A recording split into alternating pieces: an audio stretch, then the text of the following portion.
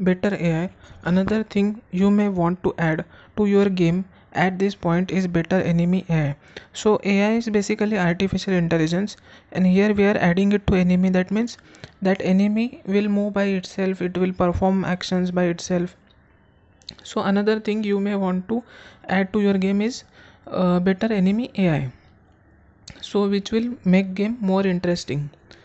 Right now our enemies just move left and right and are literally no more intelligent than our moving platforms.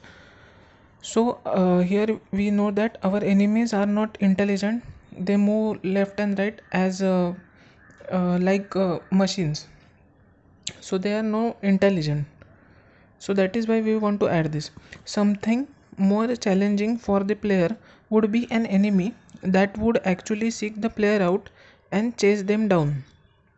So the enemy which is after the player, or it will chase the player, or so that kind of enemy will be more interesting, and that is why we are applying AI.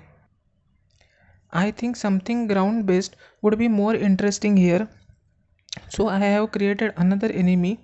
This time I am going with a mechanical rat.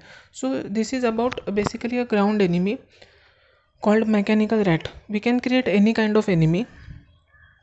This little guy is going to use a new script which is called ground enemy. So ground enemy is a script which will be used for this mechanical rat. This simple script looks like slow. So here this is script for ground enemy called mechanical rat. Public class ground ground enemy, mono behavior, private player, private int facing, public float enemy speed, void start, player is equal to find object of type player, void update. If game object is equal to transform dot position dot x is greater than player dot transform dot position x, game object dot transform dot position is equal to new vector 2, game object dot transform dot position dot x is equal to minus enemy speed, comma game object dot transform dot position dot y. If facing is equal to 0, if facing is equal to 0, facing is equal to 1, transform dot local scale is equal to new vector 3, 0.2f 0.2f 1f.